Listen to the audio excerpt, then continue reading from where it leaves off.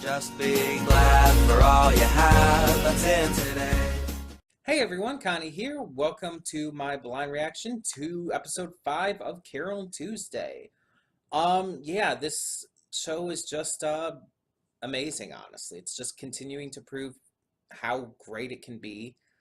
And we're continuing to get Carole and Tuesday trying to make it with their new manager and their different attempts in different ways. They've tried a music video now. They tried to work with DJ Erdogan, and nothing's really working out well, but they're having fun. Now, as I've made abundantly clear, this series is directed by Shinichiro Watanabe, the director of such shows as Cowboy Bebop, Space Dandy, Samurai Champloo, and what is that other one? Oh, what is that other series called? Zankyo no Terror, or Terror in Residence, whichever you prefer. And there are definitely a lot of Cowboy Bebop comparisons with this. And not just because they use Wulongs, the same unit of money.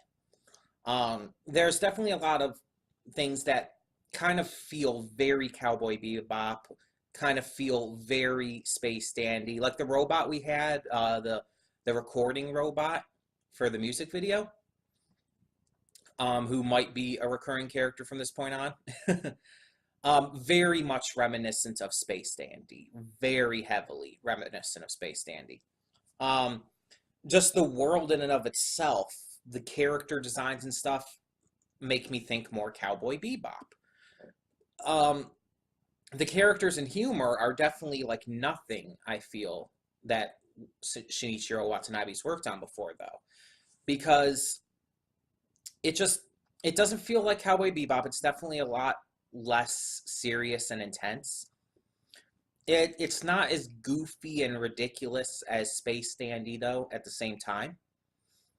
And it's not as stylistic as Samurai Champloo. It really is its own thing in that way, and I appreciate that. It helps it stand out while also taking these cues from other episodes or from other shows that the director's done. Either way, I'm having a lot of fun with this. This is proving to be my favorite anime of the season, beating out Fruits Basket and even One Punch Man Season 2, the latter of which is still really good. They're both really good, Fruits Basket and One Punch Man. But this is definitely at the very top for me right now. It's had some great LGBT representation. It just has really wonderful characters that defy the stereotypes that those kind of characters usually fall into, and so much more. Really, it's just, I said it before, but if this keeps going as well as it is and even gets better enough, it could enter my top 3 favorite anime.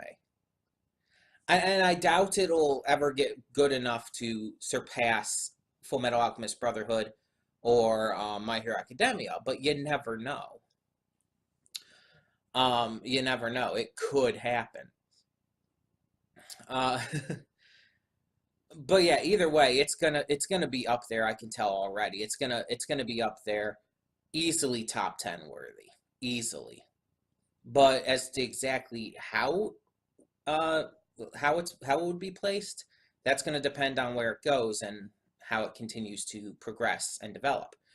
Now, I also talked about before about the entire LGBT thing, and specifically how I still do think that Carole and Tuesday might become a couple in the end. I think there's a lot of heavy foreshadowing to that. I think there's a lot of very clear presentation that this is supposed to be a slow burn love story. In other words, it's not going to like give you this big heavy stuff quickly. It's going to take its time with it and actually take the time and effort to build this relationship and make it feel natural. Another series that did this exceptionally well is Yuri on Ice. No, yes, Yuri on Ice did have a couple moments early on in the series that were kind of heavy-handed, let's be honest, such as Yuri walking into the walking into the bath and seeing Victor just stand up completely buck naked. But the actual romance between them it was built throughout time. And we saw how they went from this teacher student kind of relationship to lovers in a very realistic, natural sense. And that's what I kind of think they're going to try to do here with Carole and Tuesday. They're introducing them first as two people from completely different backgrounds who become friends through their mutual love of music. And as time goes on, they're going to start connecting more and more, um, and eventually become a couple. Now, I could be completely wrong about this. They might not actually end the show in that way. They might actually not take that route. It's very possible.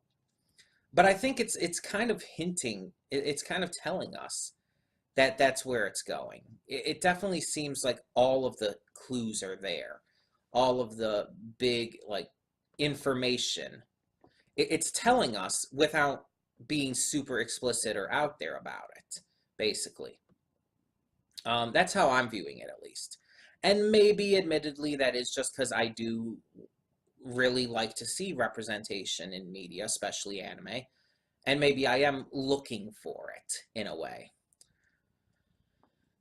But either way, I just think there's a lot of evidence you could point to give a lot to that idea. Um, and I really want them to continue to do this slowly and naturally. I think it's going to be, I think it would be the best way to handle it.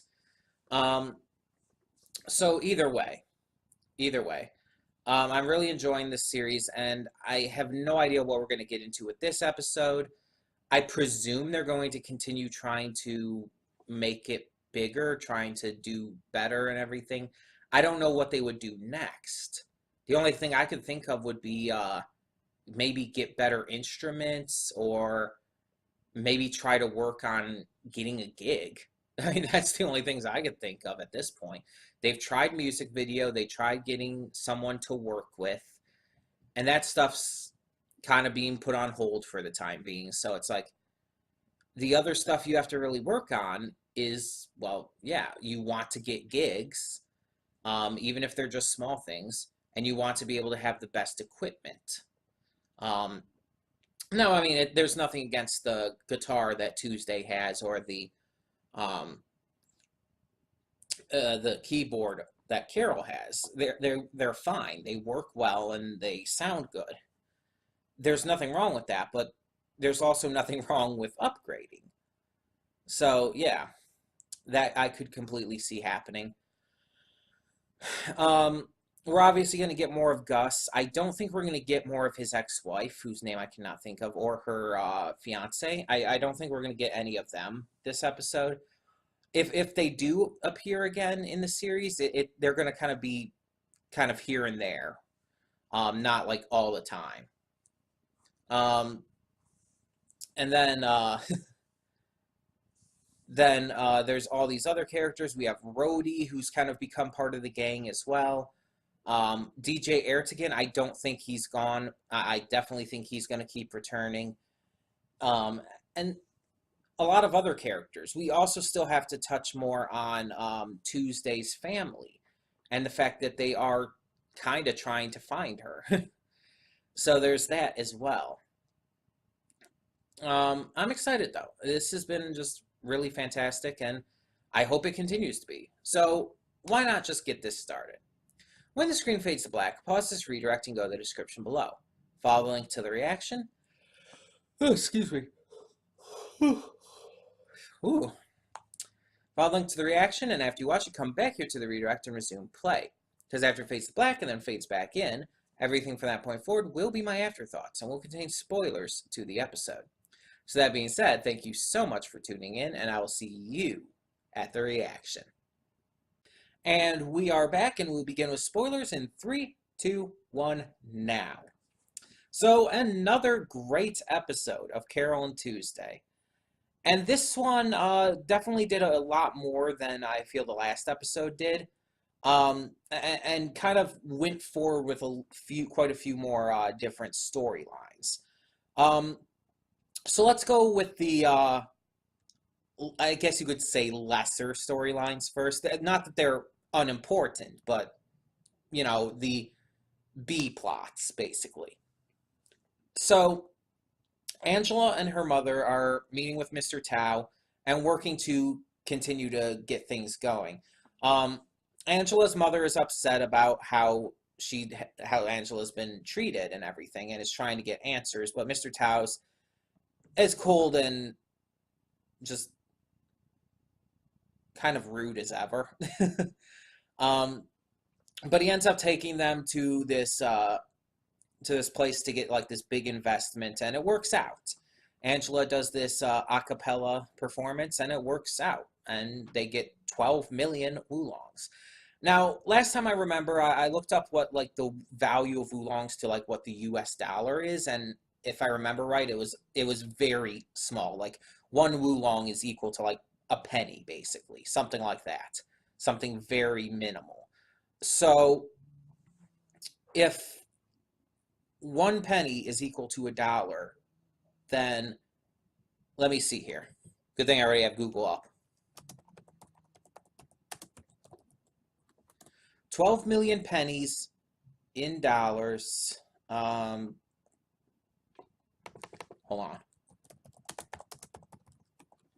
Let me see if I can find a penny to dollar conversion thing. There we go. 12, 1, 2, 3, 4, 5, 6. That's $120,000, which is still a lot of money. That is a lot of money still. I mean, obviously, compared to 12 million, it's nothing, but $120,000 is still a lot of money to invest into someone. So it's still a big deal. Now, there was one part in that entire plot line that was questionable to me, but not in a bad way. Not like I'm saying, oh, it was questionable in the fact that I think it was like poorly written or anything. No, no. It was questionable, and I think it might have been discrimination, but I'm not actually 100% sure. Because, again, I'm not 100% sure about the character. And, yeah, I'm talking about Angela's mama, as she calls her.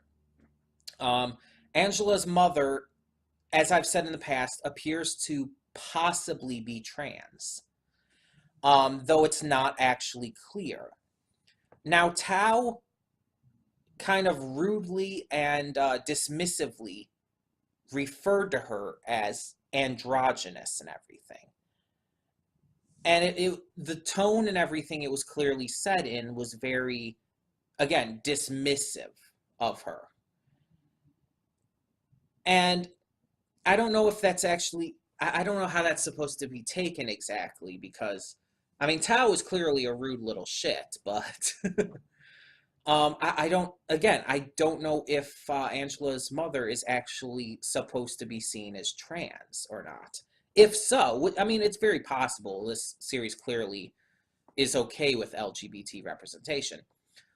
If it is, and if that is what it was going for with what Mr. Tao said, then yeah, that's disgusting and horrible and just absolutely atrocious for someone to say.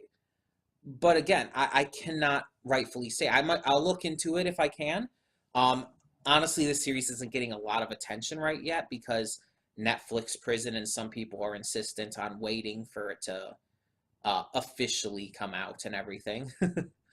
um, but yeah, so and there's nothing wrong for those who are. That's not. I'm not saying that like, oh, they're stupid or it's a bad thing. No. Um, what I'm saying is that because it is stuck in Netflix jail right now, and probably won't be coming out till the end of the season at least,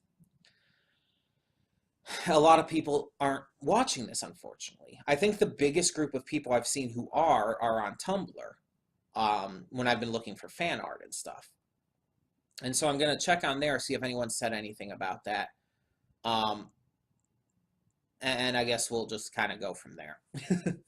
But the second mini B plot thing was with Gus, and he was reaching out to an old friend whose name was they were pronouncing it Hefner, like Hugh Hefner, basically. The way it was spelled with the little umlaut and everything, I wasn't quite sure, but I think it's supposed to be pronounced Hefner. Either way, so he's an old friend of Gus's, but he's kind of made it big. This bigwig who seems to run all these different music festivals and stuff, um, all these venues, and Gus is appealing to him to try and get something going for Carole Tuesday. Unfortunately, it doesn't seem to go really well, and Hefner's not really feeling comfortable with taking the idea because he feels that they need to get some experience first. Once they get that, maybe basically, but they're not even what you would call what was the word? I forgot the word he used. What they were using, but they're just too amateur at the moment, basically. And then we had Roddy also looking for something, and he got them a gig, a one-song opening gig at this small independent club, one of the only independent clubs left. And it seems to work out. I don't know who she called at the end, but Gus was shocked by it when he got the phone. So it's like whoever it was, it's probably someone big, or it's gonna be a big deal. And the final thing, of course, in the B plots was Tuesday's brother. So we see a lot more of him in this episode. We're finally getting back to that plot line. He's come around to Alba City looking for her, and he gets close a couple of times. The old guy at the foot of the stairs and everything by where Carole's apartment is, he just he didn't sell them out, which I can appreciate. It's good on the old dude. But yeah, her brother is looking around, and he does eventually find her. He finds her when she and Carole are performing at the club. He listens in, watches on for a little bit, then just chooses to walk out. He walks out, and it looks like he was giving maybe a little bit of a smile. And I was saying it during the episode. I don't think he's a bad guy, and I really, especially after this episode, don't. I think that he's actually a pretty good guy who does genuinely care for and love his sister. And that is why he chose to walk away. He saw how happy she was. He saw how talented she was, how much just pleasure she was taking in performing, and he let it go. Now, I don't know if he's going to tell their mother that he couldn't find her or whatnot, or if he's going to try to make excuses for her and try to basically just say, let her go. I don't know. But either way, I do like that he's at least doing something for her here, that he's clearly caring enough to just turn away in that situation. He had found her, but he's not going to interfere. And I like that. I really appreciate that. We know that story is going to continue to go on. That story is going to continue to be a big deal, especially because, as we know, their mother is running for office and all. So that's going to continue to be a big deal going forward. And yeah, this opening gig, Roddy kind of puts it like all these people, these 10 people who are here, including myself. It's not a lot, it's not a big thing, but they're going to be able to say, I was there. And that was a fantastic moment in this episode and the series. Because all of these failures they've had, all of these attempts at getting their name out there and getting things started with their career, you could say, everything's been going wrong. And finally, something went right. And I like that because it's a good balance. I talked about this last time, I believe. That, yeah, I want to see them continue to fail. I want to see them continue to have trouble. But I do also want to see them succeed every now and again. I want to see them have that perfect balance of both because it's realistic that way. It shows that, yeah, it's not going to be easy to get into this industry. It's not going to be easy to follow these dreams. They're going to have their troubles. Not everything is going to go the way they want it to. But when they do get those moments of success, it's going to feel really, really fucking good. And it's going to feel like they accomplished something because of it. It's kind of, I kind of like to, I kind of like to call that kind of thing nowadays the Dark Souls principle. You are going, like in Dark Souls, you're going to fail time and time again. You're going to get fucked up.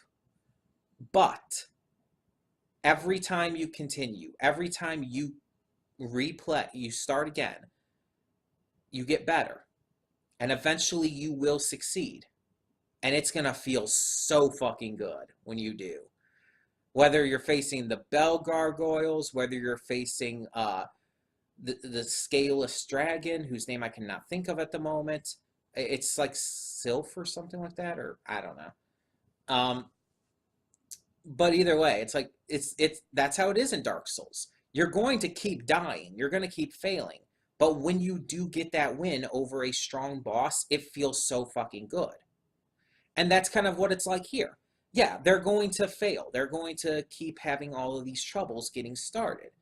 But on those occasions where they succeed, on those occasions where something goes right, it's going to go right. It's going to feel damn good. And not just from their perspective, from us as a viewer's perspective as well. Because when we see them fail and everything, when we see them fall, when we see their plans go through, we feel bad for them. It makes us feel bad for them. And that way, it builds that up so that when they do succeed, all of that is released in this moment of cathartic bliss. And it's just this beautiful, assuring, just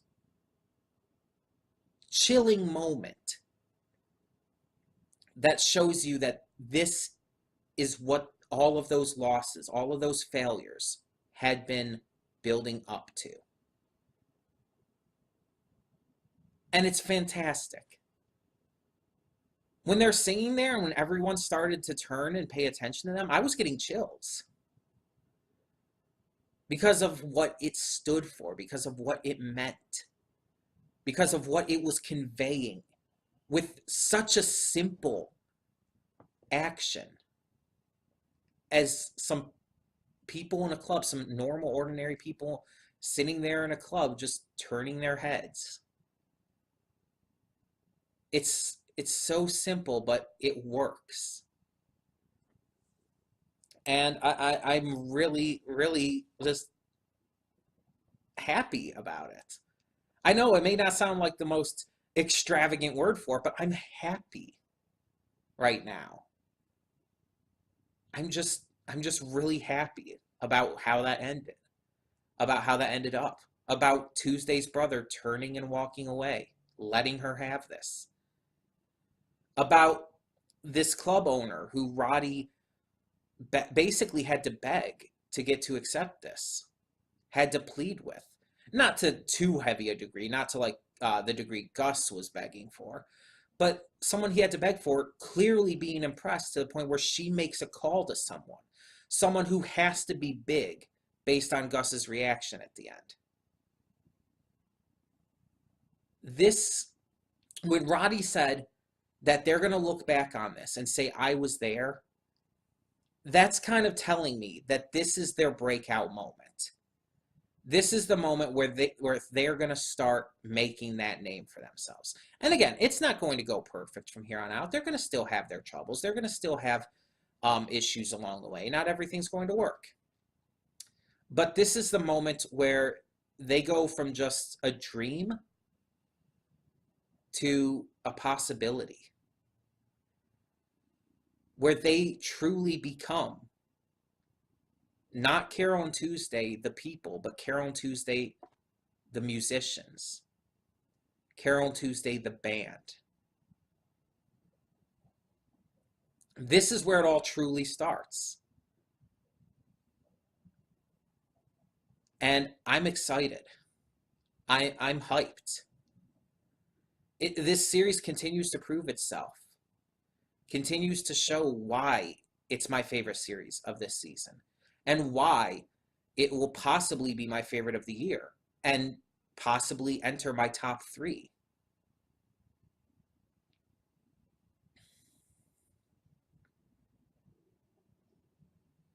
It just has to keep this up. And I honestly don't see why it wouldn't at this point. I have faith that it's going to keep this up. So, that being said, we'll see where it goes from here. We'll see next time what that call was about, who was on the other end of the line. And maybe even we'll see what happens regarding Tuesday's brother. But for now at least, we can just revel in this happiness. And that's all we really need. So tell me in the comments below what you thought of this episode of Carole and Tuesday. And thank you so much for tuning in.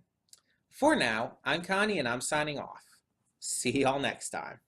And though you've come through many obstacles,